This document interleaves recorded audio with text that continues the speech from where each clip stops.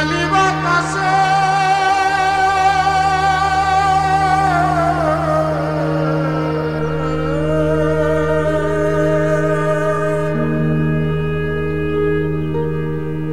বললেন, কেমন আছিস শিমু?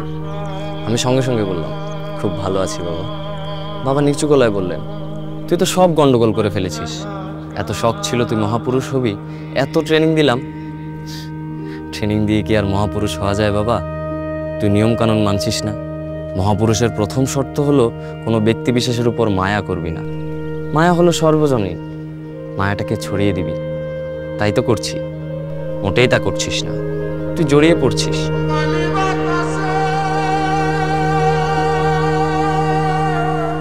ছোটবেলায় আমি দেখতাম যে বাবা একদম ভোরবেলা সকাল থেকে উঠতেন আর লিখতে বসতেন। মিনস খালি গায়ে লুঙ্গি পরে মাটিতে বসে একটা ছোট টেবিলের মতো ছিল, ওখানে জাস্ট বল পয়েন্ট পেন দিয়ে লিখতেন।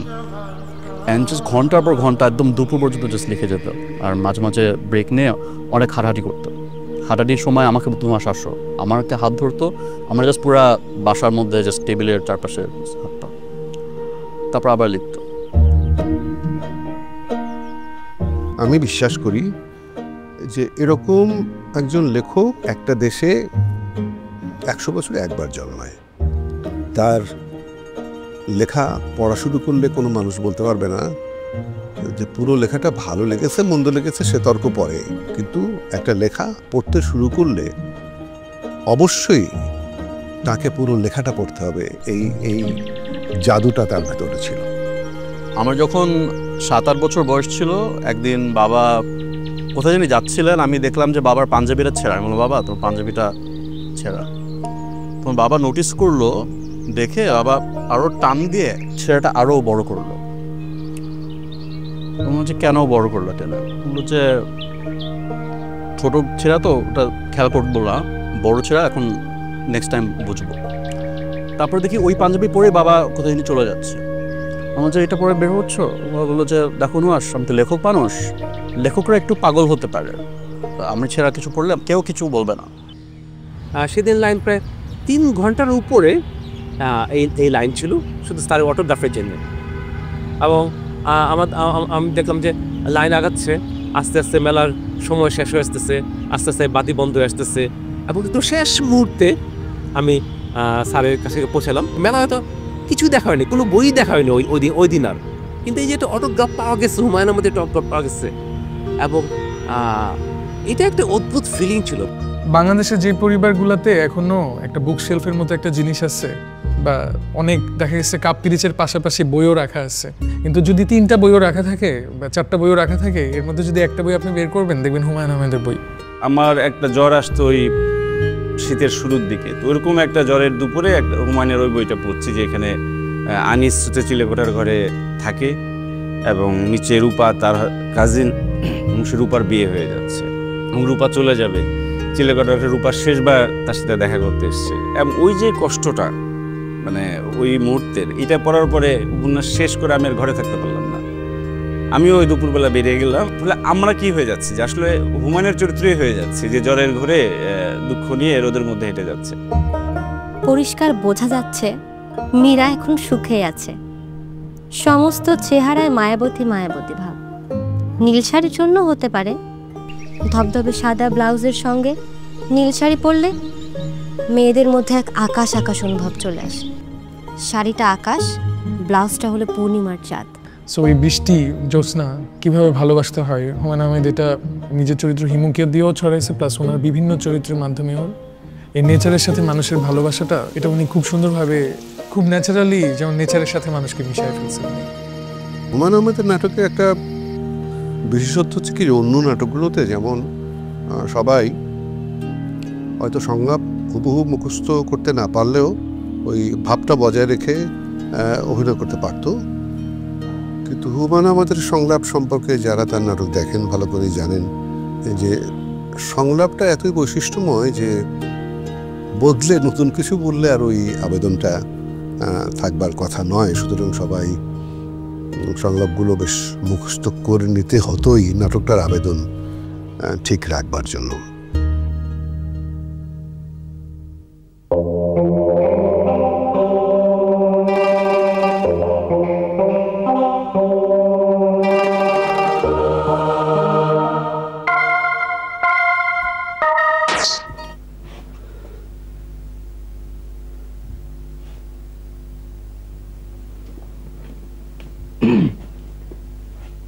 বড় চাচা, বড় চাচা,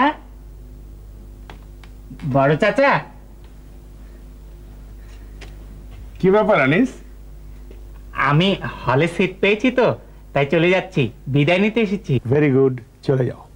তবে যাওয়ার আগে মুখটা সাবান দিয়ে ভালো করে ধুয়ে যেও। তবে এতে কাজ হবে কিনা জানি না, পার্মানেন্ট ব্ল্যাক কালি তো। এক কাজ করো, গরম পানিয়ে সাবান দিয়ে মুখটা ভালো করে স্ক্রাব করো। কেন চাচা, কেন চাচা? না মানে হলে যাচ্ছে তো, হলে পরিষ্কার পরিচ্ছন্ন হয়ে যাওয়াই ভালো। ও হ্যাঁ, থ্যাংক ইউ। একবার অনেক ছোটবেলায় মেবি 9-10 বছর বয়সে আমার ফ্রেন্ডদেরকে নিয়ে নুহাসপল্লী যাই। তো তখন আসলে আমার ফ্রেন্ডরা একটু কেন জানি বোর্ড হয়ে গেছিল। আমি বাবাকে বললাম যে বাবা কী করবো, আমার ফ্রেন্ডদেরকে নিয়ে আসলাম প্রথমবার এখানে, ওরা একটু বোর্ড। বাবা একটু প্রথমে বিরক্ত হলো যে এখানে বোর্ড হওয়ার কি আছে, এত সুন্দর প্রকৃতি। তারপর বাবা বললো যে আচ্ছা ঠিক আছে, চিন্তা করো না, তোমরা পুকুর পাড়ে যাও, তোমরা আর বোর্ড হবে না। তো রাতে আমরা পুকুর পাড়ে গেলাম। বাবার একটা গরিলার কস্টিউম ছিল। এটা অনেকে যারা হুমায়ুন আহমেদের নাটক দেখবে যে অনেক নাটকে একটা গরিলার একটা কস্টিউম ছিল।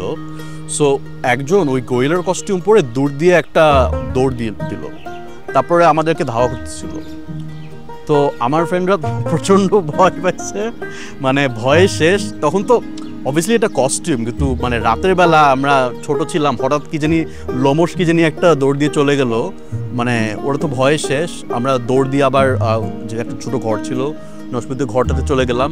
তখনও মনে হচ্ছে যে জানলা দিয়ে কি জানি তাকায় আছে, আবার আসে আবার যায়। তারপরে বাবাকে গিয়ে সবাই আমার ফ্রেন্ডরা বললো যে কী জানি আমরা দেখলাম। তো বাবা প্রচণ্ড গম্ভীর বললো যে তোমাদেরকে 1000 টাকা দিব তোমরা যদি একা একা গিয়ে পুকুর পাড়ে যেতে পারো। তো আমার একটা ফ্রেন্ড আবার সাহস করে গেল একা একা। তো এইটা মানে ওয়েন্ট ফ্রম আমার ফ্রেন্ডদের পার্সপেক্টিভ থেকে বোরিং এক্সপিরিয়েন্স থেকে মানে একদম আনফরগেটেবল একটা মেমোরি। ওই সময় যেটা ছিল যে হুমায়ুন আহমেদ সম্পর্কে জানার, মানে তার লেখার বাইরেও তার পার্সোনাল লাইফ সম্পর্কে জানার একটা তীব্র আকাঙ্ক্ষা কাজ করত। কোনো একটা ম্যাগাজিনে হুমায়ুন আহমেদের একটা সুন্দর ছবি দিয়েছিল তারা একটা একটু ভালো পেয়েছে, এবং সেটা আমি কেটে একসময় যে ছবি বাধাই করে তাদের কাছে যাই, তাদের কাছে বলি দিতে আমাকে তুমি বাইন্ডিং করে দাও, হ্যাঁ, এবং সেটা আমি আমার ঘরের দেয়ালে ঝুলিয়ে রাখতাম।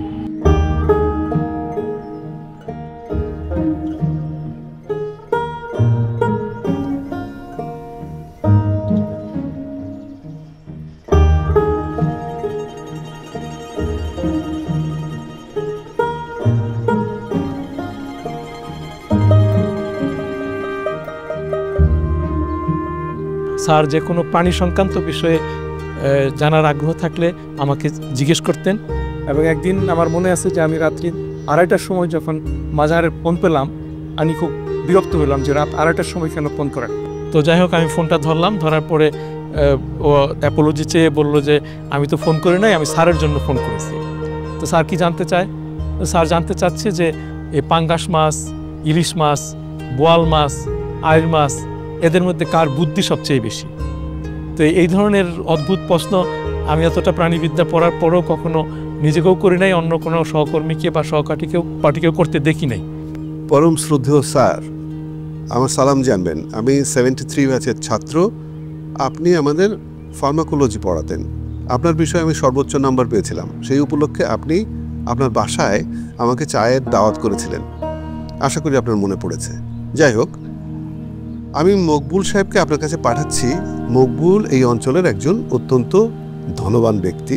সে বছর 4 ধরে অদ্ভুত এক ব্যাধিতে ভুগছে। এরপরে কেউ অনুমানও করতে পারবে না যে উনি কি লিখতে পারেন। একে ব্যাধি বলা যাবে না, কিন্তু অন্য কোনো নামও আমি পাচ্ছি না। ব্যাপারটা হচ্ছে তাকে সবসময় পিঁপড়া কামড়ায়। এরকম ভাবা যে কোনো মানুষের পক্ষে অসম্ভব, কিন্তু অবলীলায় তিনি অসম্ভবকে সম্ভব করতে পেরেছিলেন। বুঝতে পারছি বিষয়টা আপনার কাছে খুবই হাস্যকর মনে হচ্ছে। শুরুতে আমার কাছেও মনে হয়েছিল। আমি ভেবেছিলাম এটা এক ধরনের মানসিক ব্যাধি। বর্তমানে আমার সেই ধারণা পুরোপুরি ভেঙে গেছে।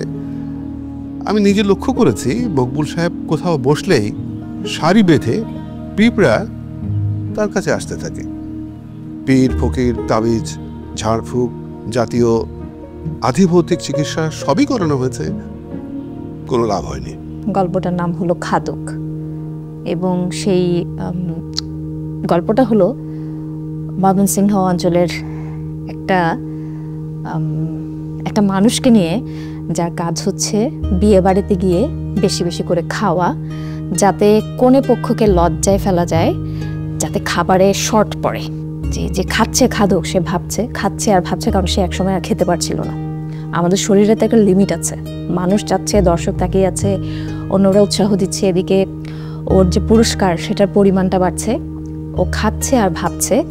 এমন একটা সময়ের কথা, এমন একটা রাতের কথা, যেটা খুব সম্ভবত শীতের বা বর্ষার রাত, যখন বিয়ে হয় না বা খাবারও সেরকম পাওয়া যায় না, খাবারের খুব সংকট হয় ওই সময়টাতে। তো এমন একটা রাতের কথা ভাবছে, ওর ছেলেমেয়ের কথা ভাবছে। ঘাটের উপরে ওর একটা সন্তান অসুস্থ, আর বাইরে এরকম বৈরী আবহাওয়া, বাসায় কোনো খাবার নেই। সেই সময়টার কথা, সেই যে ক্ষুধার্ত, সে নিজে ক্ষুধার্ত, তার সন্তানটা ক্ষুধার্ত, তার স্ত্রী ক্ষুধার্ত, সেই সময়টার কথা সে ভাবছে আর খাচ্ছে। আমি এই গল্পটা আমি ইভেন যখন মনে করি, যে যখন বলছি, আমি কেন জানি সেই জিনিসটা ফিল করতে পারি। এমন ভালো ছোট গল্প যিনি লিখতে পারে, তার আসলে আর কোনো কিছু না লিখলেও হয়। আমার প্রথম প্রেমের প্রথম উপহারটাও কিন্তু ছিল হুমায়ুনের একটা বই, যেটার নাম ছিল তোমাকে। আমার মনে আছে আমি বইটা কিনে রিকশায় করে আসছি, এবং আমাদের ওখানে যে পিটি স্কুলের মোড়, ওইটা পার হচ্ছি, এবং ওই স্মৃতিতে এখনও ভাসে যে আমি হাতে, ওই দিনটা বোধহয় মেঘলা ছিল, হাতে ওই তোমাকে বইটা বারবার দেখছি, আবার যাচ্ছি। তো হুমায়ুনের বই বিষয়টা এমন যে আপনি পড়েন না এখনো, রিকশার মধ্যেও আপনার ওই পড়তে ইচ্ছে করবে, আপনি ওটা থামতে পারবেন না। বাকির দেখলো মুনা হনহন করে যাচ্ছে। আজও সে দেরি করলো অফিসে যেতে। রিক্সা পেতে আরো আধ ঘন্টা লাগবে। অফিসে পৌঁছতে 11:30 বেজে যাবে। কেউ অবশ্যই কিছু বলবে না। মেয়ে মানুষের জন্মানোর অনেক সুবিধা আছে। মুনা, এই মুনা। মুনা থমকে দাঁড়ালো। অফিসে যাচ্ছ নাকি?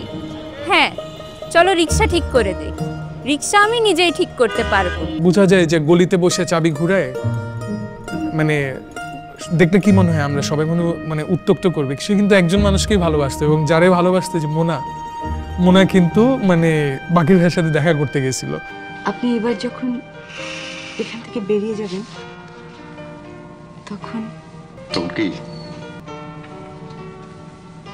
তখন আমি আপনাকে নিয়ে শহর থেকে অনেক দূরে চলে যাব। ওই নাটকের দুটি ভার্সন ছিল শেষটা, একটাতে বাকির ভাইয়ের ফাঁসি হয়েছে, আর একটাতে বাকির ভাইয়ের ফাঁসি হয়নি। বাকির ভাইয়ের ফাঁসি হয়নি ভার্সনটি আমার জন্য আমার খুব প্রিয় ভার্সন ছিল, কিন্তু বিটিভি শেষ পর্যন্ত ঠিক করলো যেটা ফাঁসি হয়েছে ওটাই প্রচার করার। বৃষ্টির রাতে ঝমঝম করে বৃষ্টি পড়বে টিনের ছাদে, আপনাকে নিয়ে আমি বৃষ্টিতে ভিজবো। আমার দেখি বাসার মধ্যে অদ্ভুত অবস্থা, ওরা সবাই রেগে আছে। কেন রেগে আছে? হুমায়ুন আমাদের উপরে রেগে আছে কেন? যে বাকির ভাইয়ের নাকি ফাঁসি হবে।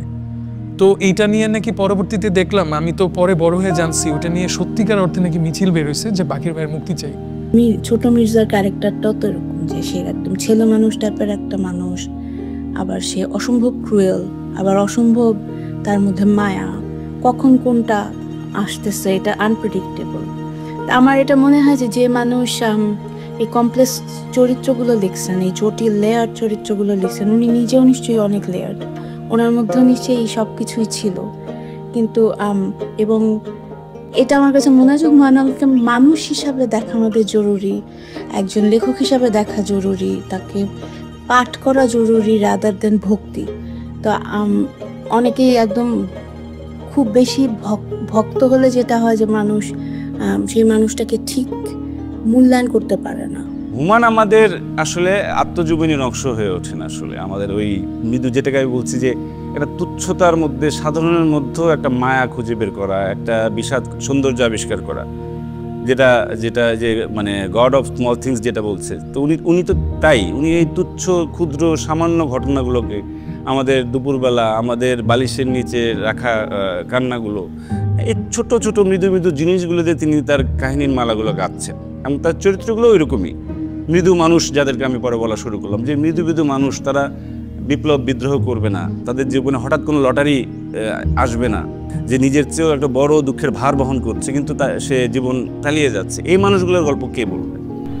আমি একটা বই পড়েছিলাম বৃক্ষকথা। এই বৃক্ষকথা কিন্তু মুখে একটা ছিল না, উপন্যাস ছিল না, 50টা গাছের বর্ণনা ছিল। এবং ওনার লেখনীতে এই যে আম, কাঁঠাল, ছাতিম, লটকন, মানে এই গাছগুলো যে একটা ক্যারেক্টার হয়ে উঠছিল, এইটা আমার কাছে একটা অদ্ভুত ব্যাপার ছিল। পরবর্তীতে আমার মনে হয় যে আমি এই বইটা নিয়ে একটা ডকুমেন্টারি সিরিজ করবো একটু, আর সেভাবেই হুমায়ুন স্যারের সাথে পরিচয় হয়েছে। এটা হচ্ছে চেরি গাছ এবং এই ফলগুলা পাখিদের খুবই প্রিয় খাদ্য। আমি অনেক যন্ত্রণা করে পাখিদের খাবারের জন্য এই গাছগুলা আইনে লাগাইছি। ছোটবেলায় আমি হিমুর খুব বড় ফ্যান ছিলাম। অনেক কমেডিক মোমেন্টস ছিল, রূপার সাথে একটা রোম্যান্টিক গিয়েছিল, কিন্তু আমি রিলেট করতাম হিমু আর হিমুর বাবার সম্পর্কটার সাথে। কারণ যে হিমুর বাবা তাকে মহাপুরুষের মতো ট্রেনিং দিচ্ছিল। খুঁজলে দেখা যাবে লেন্সে যে ও আসলে মনে হিমু টাইপ বলতো, যে হিমু টাইপ, তুই কি হিমু টাইপ, এরকম কোশ্চেন কিন্তু প্রচুর শুনতে হয়েছে। তুই হিমুর মতো কথা বলতেছোস, বা থাকে না যে তো চিন্তা ভাবনা কেন হিমুর মতো। এটাকে হালকা ভাষায় বলা যাবে না যে সাহিত্য পাঠের মধ্যে দিয়ে আমি জ্ঞানী হয়ে উঠলাম, আমার বিনোদন হলো, তা না। আসলে মনের ভেতরে কিছু একটা ঘটে যায় হুমায়ুন পড়ার পর, সেটাও কিন্তু হুমায়ুনের অলৌকিকত্ব। একটা বড় পার্সপেক্টিভ থেকে যদি আমরা ধরি, এটা হচ্ছে খুবই যেটা হয় ম্যাস অডিয়েন্সের জন্য, মিডল ক্লাস প্যারেন্টস তারা কিন্তু হুমায়ুন আহমেদের বাচ্চাদের বই তাদের নিজেদের বাচ্চাদেরকে পড়তে দিতেন। তো সেই জায়গা থেকে হুমায়ুন আহমেদের সঙ্গে আমাদের মানে we grew up with Humayun Ahmed, এটা বলা যেতে পারে। মিসির আলী তাকিয়ে রইলেন মেয়েটার দিকে। এই মেয়ের নাম নীলু, কিন্তু কোনো এক বিচিত্র কারণে তাকে অবিকল রানুর মতো দেখাচ্ছে। স্যার, আপনি কি আজই যাবেন? ঠিক আছে রানু। স্যার, আমার নাম কিন্তু নীলু। মিসির আলী লক্ষ্য করলেন মেয়েটা হাসছে। তোর যোগ্যতা কি? আমার একমাত্র যোগ্যতা আমি হাঁটতে পারি, কেউ চাইলে ছায়ার মতো পাশে থাকি। আমি হচ্ছি স্যার ছায়া সঙ্গী। ওসি সাহেব গম্ভীর মুখে টেলিফোন সেট আমার দিকে এগিয়ে দিলেন। থানার ঘড়িতে রাত 1টা বাজে। কাকে টেলিফোন করবো বুঝতে পারছি না। রূপাকে করা যায়, এত রাতে টেলিফোন করলে রূপা ধরবে না, রূপার বাবা ধরবেন এবং আমার নাম শুনে খট করে রিসিভার নামিয়ে রাখবেন। সো হিমুর যে জ্যোৎস্না দেখার জন্য, জ্যোৎস্না দেখার হিমুর কিন্তু একটা আয়োজন ছিল, যে জ্যোৎস্না দেখে ছাদে বসলাম, গল্প করতে করতে জ্যোৎস্না দেখলাম না, এটা হলো গাজীপুরের জঙ্গলে গিয়ে এরকম গলা পর্যন্ত মাটি, শুধু মাথাটা বের হয়ে থাকবে, জ্যোৎস্না দেখা লাগবে। জ্যোৎস্না যে একটা উদযাপন, জ্যোৎস্না যে একটা অলৌকিক হয়ে উঠতে পারে এবং তার তলায় জ্যোৎস্নার নিচে অনেক কিছু করতে পারে, এই জ্যোৎস্নার দেখা, তার মধ্যে বিচরণ করা, এগুলোও কিন্তু নাগরিক মধ্যবিত্তের একটা, ওই মৃদু মানুষদের একটা আচার অভ্যাসের মধ্যে ঢুকে পড়ল। আমি যখন লেখালেখি করি কোনো একটা চরিত্র খুবই ভয়াবহ দুঃখ এবং কষ্টের মধ্যে পড়ে যায়, তখন নিজের অজান্তেই দেখি আমার চোখে পানি আসে। কাজে কোনো বিশেষ চরিত্রের জন্য না, সব চরিত্রের জন্য চোখে আমার পানি আসে। আর আমি তো অনেক হিউমার পছন্দ করি, যখন হিউমারগুলি লিখি আমি তখন আমি শিওর যে যদি আশেপাশে কেউ থাকে তারা দেখবে যে আমার ঠোঁটের কোনায় মুচকি হাসি দেখতে পারবে তারা। চলে যাচ্ছেন নাকি দুলাভাই? আপার কাছে পরাজিত। কাজে ওই সব চরিত্রই আমাকে কোনো না কোনোভাবে হাসিয়েছে, কোনো না কোনোভাবে কাঁদিয়েছে। কই যাবেন স্যার? চিটাগাং। চিটাগাং রিক্সাত করে? হ্যাঁ, রিক্সায় করে। তোমার কোনো অসুবিধা আছে? যে না, অসুবিধা নাই, ধীরে সুস্থে লয়ে যাবো, 2-3 মাস লাগবে। স্টুপিড। গাল দিলেন? না, তোমাকে গাল দেইনি, নিজেকে দিয়েছি। আমি হচ্ছি স্টুপিড নাম্বার 1। পরিবারের সাথে ঝগড়া হয়েছে? ইয়েস। ভাই সাহেব, এই একটা জায়গাত গরিব ধনী সমান, পরিবারের লগে ঝগড়া আমার জিন্দগিটা বরবাদ করে ফেলছে। আজ ঠিক করছি রিক্সা হচ্ছে ট্রাকের সামনে পড়ে যাবো, তারপর যাও আবার হইব। এই আস্তে, আস্তে চালাও।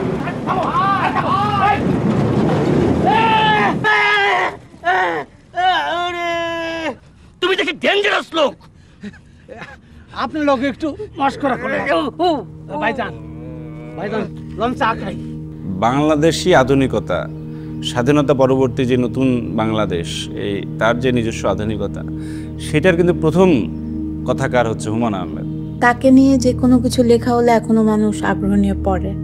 তো তার না থাকার এত বছর পরেও বাংলাদেশে তার জায়গা নেওয়ার মতো আসলে নতুন কেউ আসে নাই। তো ওই যে যেমন প্রেমের ব্যাপারে আমি বিশ্বাস করি যে মানুষ আসলে একবার না অনেকবারই প্রেমে পড়তে পারে, কিন্তু পরের প্রেমটা প্রথম প্রেমটার তীব্রতাকে রিপ্লেস করতে হবে, তাহলে পড়তে পারে।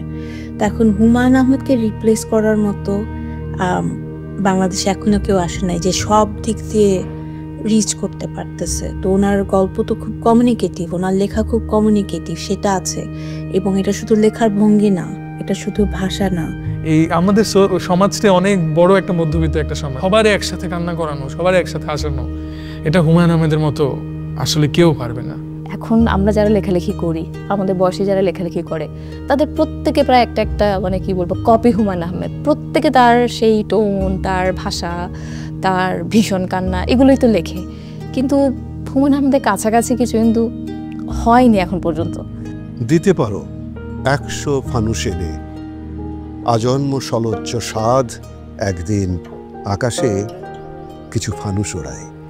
একদিন 10টার সময় স্যার আমাকে ডাক দিল, ইন্দুল হক ওই ম্যানেজারে আর মোশারফে ডাকো। তো আমি ডাক দিয়ে সামনে গেলাম, যাই দেখি স্যাররা বসে রয়েছে। ওই চ্যালেঞ্জারের তো চিনেন, চ্যালেঞ্জার স্যারের সাথে। তো বললো যে আমার কবরটা এখানে দেওয়ার ব্যবস্থা করো। তা আমি মনে মনে রাগালাম, কি কয় না বলতাবো। পরে চুপ করে রয়েছি, পরে বলে যাও কাজ করো। আমার মনে হচ্ছিল যে যত ক্যান্সার হোক, যত বড় ক্যান্সার, যত বেশি স্টেজ হোক, কোনো না কোনোভাবে উনি বেরিয়ে আসবেন। তাহলে উনি লাইক মিসিস আলী, কোনো না কোনো লজিকে উনি এই ব্যাপার থেকে বেরিয়ে আসবেন, উনি আবার লিখবেন। অ্যাকচুয়ালি বাবার যখন ক্যান্সার হয়, ফাইনাল বার যখন বাবা আমেরিকায় যায় ট্রিটমেন্টের জন্য, যাওয়ার আগে কেন জানি বাবার মনে হলো যে আমার কিছু একটা হতে পারে। তখন বাবা বলল যে আমি যাওয়ার আগে আমার একটা কুলখানি করে যাও। তো আমি গেলাম বাবার বাসায় দক্ষিণ হাওয়ায়।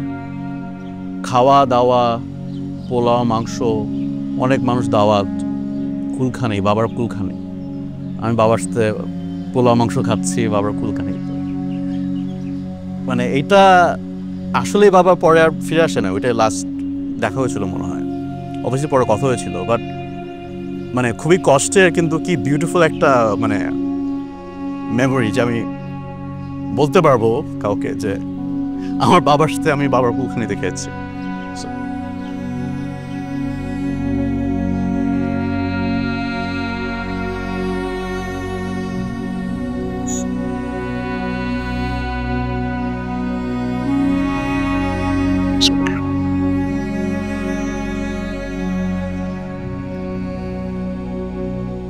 হুমায়ুন স্যার মাটির ঘরে যাইয়া, হাইরে মাটির ঘরে যাইয়া, তোমার স্বজন প্রীতি সবাই কাঁদে,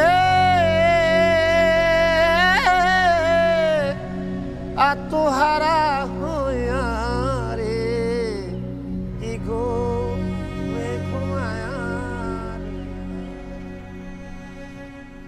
হুমায়ুন স্যার মাটির ঘরে যাইয়া, হাইরে মাটির ঘরে যাইয়া, তোমার স্বজন প্রীতি সবাই কাঁদে, আত্মহারা হইয়া রে, কি গো ঘুমায়া রইলা রে।